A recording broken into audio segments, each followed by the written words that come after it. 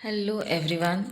आप सभी को पता है कि हम लोग इतिहास के महत्वपूर्ण तथ्यों को देख रहे हैं, जिसमें हमारा मौर्य साम्राज्य चल रहा है। मौर्य साम्राज्य में मैंने चंद्रगुप्त मौर्य और बिंदुसार दोनों को ही ख़त्म कर दिया है। दोनों को ही के ही जो महत्वपूर्ण तथ्य थे वो मैंने आप लोगों को दे दिए हैं। और आज के हम लोग इस सेशन में पढ़ेंगे अशोक के बारे में, सम्राट अशोक के बारे में। अगर आपने चंद्रगुप्त मौर्य और बिंदुसार दोनों का अगर नहीं देखा है तो आप लोग इस चैनल में कहीं चैनल में ही पड़े हुए शॉर्ट देंगे, उससे आप लोगों को बहुत कुछ कंप्लीट हो जाएगा। ठीक है, तब हम लोग चलिए चलते हैं अपने आगे के टॉपिक पे। हमारा जो आज का टॉपिक है वो है सम्राट अशोक। चलिए हम लोग सम्राट अशोक की बात करते हैं। ये पार्ट 3 है हमारा। सम्राट अशोक के पहले नाम के बारे में जानेंगे। ठीक है, सम्राट के अशोक के नाम क्या। तो देखिए, सम्राट अशोक जो थे उनका मास्की और गुर्जरा मास्की गुर्जरा और नेचुरल लिखा गया है, नेतुर होगा यहाँ पे, नेतुर। मास्की गुर्जरा और नेतुर उडे गोलम में अशोक का जो नाम मिलता है वो क्या मिलता है, वो अशोक ही मिलता है। ठीक है, पुराणों में अशोक को क्या क्या कहा गया, पुराण में अशोक को अशोक वर्धन कहा गया है। अशोक ने जो है ना, अशोक का जो ईरानी शैली है उसमें उनका नाम देव नाम पिय है। इनका नाम जो रखा गया है वो देव नाम पिय इनका नाम रखा गया, या देव नाम पियदसी रखा गया है इनका नाम ईरानी शैली में। ठीक है, अभिलेखों में इन जो ईरानी शैली मिलती है उस शैली में इनका नाम देवनामपीय या देवनामपीय दस्सी रखा गया है। अब हम लोग चलते हैं अपने आगे। अशोक के विषय में कुछ जानकारियाँ हम लोग लेते हैं। अशोक के विषय में कहा जाता है कि जो अशोक हैं वे जैन अनुश्रुतियों में जैन अनुश्रुतियों में अशोक के बारे में कहा जाता है कि जैन अनुश्रुति के अनुसार बिंदुसार की इच्छा के विरुद्ध, एक सेकेंड फ्रेंड्स, थोड़ा सा अगर हम बात करें कि जैन अनुश्रुतियों में अशोक का के विषय में कहा जाता है कि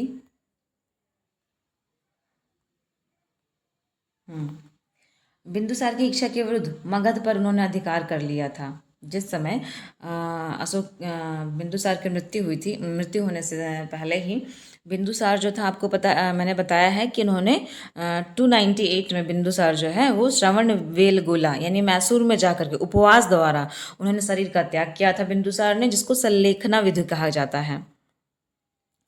तो ये जो बिंदुसार थे, ये जैन अनुश्रुति में कहा जा रहा है कि बिंदुसार की इच्छा के विरुद्ध अशोक ने मगध पर अधिकार किया था। और सिंगली अनुश्रुति में तो यहाँ तक कहा जाता है कि उन्होंने अपने 99 भाइयों की हत्या करके सिंहासन प्राप्त किया था।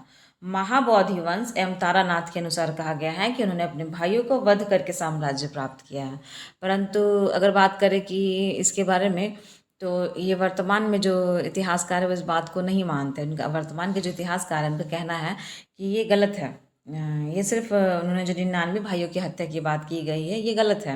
उन्होंने अपने 99 भाइयों की हत्या नहीं की। उनके इनके जो तीसरे शिलालेख हैं उसमें ये बताते हैं अपने भाइयों के बारे में, अपने रिश्तेदारों के बारे में कल्याण की बात करते हैं, उनके हितों की बात करते हैं। तो इसलिए ये कहा जाता है कि ये बात जो है वो गलत है। ये सिर्फ बौद्ध ग्रंथ ने ये दिखाने के लिए कि देखिए, एक ऐसा क्रूर शासक जिसने अपने 99 भाइयों की हत्या की और बाद में जाकर कलिंग युद्ध के बाद वो बौद्ध धर्म को उसने अपना लिया, बौद्ध धर्म इतना महान है, ऐसा कई जगहों पर कहा जाता है, ऐसा आधुनिक इतिहासकार कहते हैं।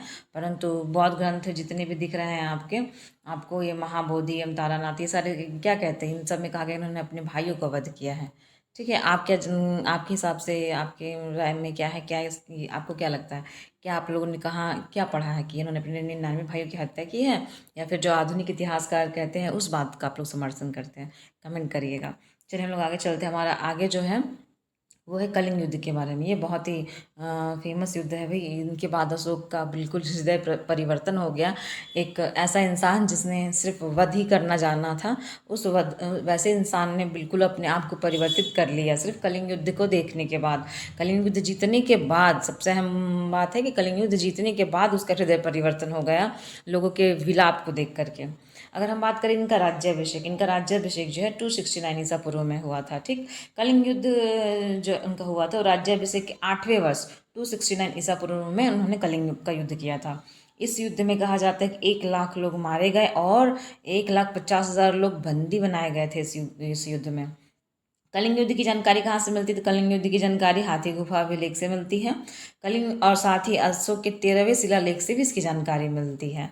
अब अगर हम बात करें कलिंग पर आक्रमण का कारण क्या क्या था, तो कलिंग पर आक्रमण का जो पहला कारण था, कौटिल्य के अनुसार जो है वो कलिंग हाथियों के लिए बहुत प्रसिद्ध था, इसलिए अशोक को अपने युद्ध के लिए हाथियों की ज़रूरत थी, इसलिए उसने कलिंग पर आक्रमण किया था। पिलनी कहते हैं ये बात कि पिलनी के अनुसार ये कहा जाता है कि पिलनी जो थे उनके अनुसार कलिंग व्यापार और व्यवसाय की दृष्टि से बहुत ही महत्वपूर्ण था, इसलिए अशोक ने उस पर आक्रमण किया था। कलिंग को जीतने के बाद अशोक का जो प्रशासनिक केंद्र बना वो उत्तरी केंद्र बना जिसकी राजधानी तोसली थी, दक्षिणी केंद्र बना जिसकी राजधानी जौगढ़ थी। ठीक है, अब हम लोग चलते हैं अपने आगे। हमारा अशोक के बौद्ध होने का प्रमाण कहाँ कहाँ से मिलता है? अगर हम बात करें कि अशोक बौद्ध हुए थे, इसका प्रमाण किन किन जगहों से मिलता है? अच्छा, एक चीज़, अशोक ने ही कश्मीर में जो वित्सता नदी है उसके किनारे श्रीनगर की स्थापना की थी। अशोक ने किस नदी के किनारे? तो अशोक ने कश्मीर में जो वित्सता नदी है, जिसे आधुनिक नदियों में क्या नाम दिया जाता है, आप लोगों को पता ही होगा। वित्सता नदी को किस नाम से जाना जाता है? कमेंट करके बताइएगा। ठीक है, इसी के किनारे उन्होंने श्रीनगर की स्थापना की। ये शिव के उपासक थे। ये बात कलहन ने अपनी राज तरंगिणी में ये बात कही है कि अशोक जो थे वे किसके उपासक थे? तो ये शिव के उपासक थे। शिव के उपासक थे कब? जब ये बौद्ध धर्म में दीक्षित होने से पहले ये शिव की उपासना करते थे। तो अशोक के जो बौद्ध होने का जो सबसे पहला प्रमाण मिलता है वो कहाँ से मिलता है? वो मिलता है भाब्रू से प्राप्त लघु शिलालेख से। भाब्रू में जिनका लघु शिलालेख मिला उससे ये पता चलता है कि अशोक जो थे वे बौद्ध हुए। दूसरा अभिलेख उनका सासनादेश का है जो सारनाथ यानी सांची कौशाम्बी के लघु शिलालेखों पर मिलता है। सारनाथ में सांची कौशाम्बी का लघु शिलालेख है, उस पर पता चलता है कि अशोक जो थे वे बौद्ध धर्म में दीक्षित हुए हैं। अगर हम बात करें अशोक के संबंध में कुछ विशेष जानकारियों की, तो अशोक अपने शासन के 10वें वर्ष में, सबसे पहले उनका जब शासन करने का 10वां वर्ष आया उसमें वो बौद्ध गया और उनका जो राज्याभिषेक जब हुआ उसके 20वें वर्ष में लुम्बिनी ग्राम गए और लुम्बिनी को कर मुक्त घोषित किया। केवल 1/8 भाग, 1/8 भाग कर के रूप में उन्होंने लेने की घोषणा की थी। आपको ये पता है कि अशोक ने जो भी उत्कीर्ण अशोक ने जिन अभिलेखों का उत्कीर्ण करवाया था उन पे उनकी एक ही रानी, सिर्फ एक ही रानी कारुवाकी का भी नाम मिलता है। ठीक है, अगर हम बात करें अशोक के संबंध में विशेष जानकारियों की, तो अशोक अपने शासन के 10वें वर्ष में सबसे पहले कहाँ गए? तो बौद्ध गया गए।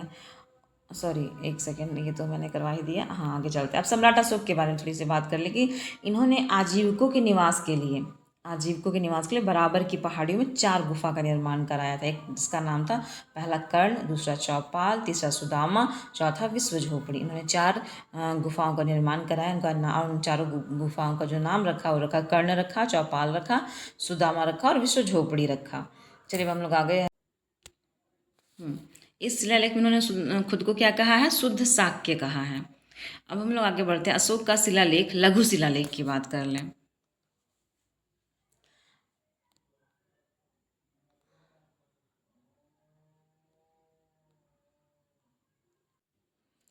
अशोक का जो शिलालेख है, लघु शिलालेख और जो उनका स्तंभ लेख है वो लघु स्तंभ लेख सब किस लिपि में लिखे गए? उनका अशोक का शिलालेख, चाहे वो लघु शिलालेख हो या स्तंभ लेख हो या लघु स्तंभ लेख हो, ये सारे के सारे ब्राह्मी लिपि में लिखे गए हैं। ठीक है, अशोक के जो सभी अभिलेख हैं उसका विषय जो था प्रशासनिक था, लेकिन जो रुक्मिणी देवी का अभिलेख है उसका विषय सिर्फ आर्थिक था। केवल एक यही अभिलेख है रुक्मिणी देवी का अभिलेख, उसी का विषय कैसा था? आर्थिक था।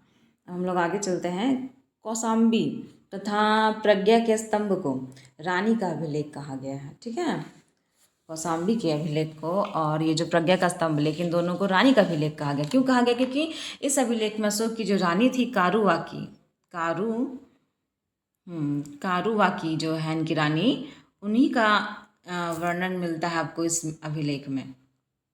इनके द्वारा दान दिए जाने का उल्लेख है इस अभिलेख में। कौशाम्बी और प्रज्ञा के स्तंभ लेख में कारुवाकी ने दान दिया था, इसका उल्लेख है, इसलिए कहा जाता है, इसलिए इस अभिलेख को रानी का अभिलेख कहा गया है। ठीक है, और अगर हम बात करेंगे सोहगौरा और महास्थान अभिलेख से अन्न के भंडार मिले हैं। उस समय अशोक सम्राट अशोक जो थे वो अन्न का भंडारण करके रखते थे। इसके विषय में जानकारी कहाँ से मिली है? सो गौराय महास्थान अभिलेख से। धम्म महापात्र, इनकी नियुक्ति जो उन्होंने की थी अपने राज्याभिषेक के 14वें वर्ष की थी। ठीक है, जब उन्होंने बौद्ध धर्म में उनका जब दीक्षित होने का समय आया था, उस समय उन्होंने क्या किया था? धम्म महामात्र की नियुक्ति की थी। इनका कार्य क्या था? जनता में धम्म का प्रचार करना और कल्याणकारी कार्य करना था। ठीक है, ताकि उन्होंने जब धर्म में दीक्षा ली थी तो उन्हें यह समझ में आ गया था कि अगर मेरा कल्याण हो रहा तो मेरे साथ साथ मेरी प्रजा का भी कल्याण होना चाहिए, उनका भी नैतिक उत्थान होना चाहिए। इसीलिए उन्होंने धम्म महापात्र की नियुक्ति की थी। अगर अशोक ने इन्होंने धर्म श्रावण की स्थापना की थी। किस लिए? ये धर्म का संदेश दिया, इन्हें धर्म श्रावण के माध्यम से धर्म का संदेश दिया। और ये अपने 7वें स्तंभ लेख में अशोक ने इसका धर्म श्रावण की बात करी है। इसमें उन्होंने जनता को धर्म का संदेश दिया है। ठीक है, धर्म श्रावण उसका उन्होंने नाम रखा है। अशोक का जो अभिलेख है वे अशोक अपने अभिलेख के माध्यम से अपनी प्रजा को संबोधित करते थे। और इसकी प्रेरणा उनको कहाँ से मिली? तो ईरानी शासक दारा प्रथम से मिली है। कि अशोक देखिए अशोक जो थे अपनी सारी बातों को अपने स्तंभ के माध्यम से वर्णित करके जानते थे कि मृत्यु हर इंसान की तय है, तो इसलिए उन्होंने हर एक बात को अपने स्तंभ लेख पर लिखा, ताकि जो जनता है वो हमेशा हमेशा बौद्ध धर्म के प्रति कैसी रहे, उनके हृदय में बौद्ध धर्म का सम्मान रहे और उनका हृदय जो है वो हमेशा अच्छे विचारों के लिए बना रहे। इसलिए उन्होंने हर एक बात को अभिलेखों पर लिखा। और इसकी इन्होंने प्रेरणा कहाँ से ली? ईरानी शासक दारा प्रथम से ली। अशोक के स्तंभ का जो पता है वो दिल्ली में टिफेन थेलर ने 1750 में लगाया था उनके स्तंभों का पता। लेकिन इस अभिलेख को सबसे पहले पढ़ा किसने? जो जेम्स प्रिसेंट ने पढ़ा, 1837 ईस्वी में पढ़ा। और ये सारे के सारे अभिलेख किस भाषा में हैं? तो ब्राह्मी लिपि में है। अच्छा, एक चीज़ और, अगर आप लोगों ने ये चीज़ देख लिया है और आप लोगों को इससे पहले वाले पार्ट को भी देखना है 1 और 2 को, तो इसके लिए फुल वीडियो अगर आपको देखनी है तो आप कमेंट करिए और चैनल को सब्सक्राइब कर लीजिए। ठीक है, और इसके बाद हम लोग पढ़ेंगे अब अशोक के जो शिलालेख हैं उसके बारे में पढ़ेंगे, और उसमें जो भी विषय हैं वो शिलालेख किस चीज़ से जुड़े उसके बारे में जानेंगे। और मौर्यकालीन जो प्रशासन था, उनके जो उच्च अधिकारी थे उसके बारे में जानेंगे, और उनका प्रशासन कैसा था उसके बारे में जानेंगे। देखिए सारे के सारे चीज़ जो है आप लोग के रिविज़न के लिए हैं, तो एग्ज़ाम में जाने से पहले आप ये सारी चीज़ों की रिविज़न कर लीजिएगा। ठीक है, तो हम लोग मिलते हैं अब अपने नेक्स्ट वीडियो में। तब तक के लिए पढ़ाई जारी रखें और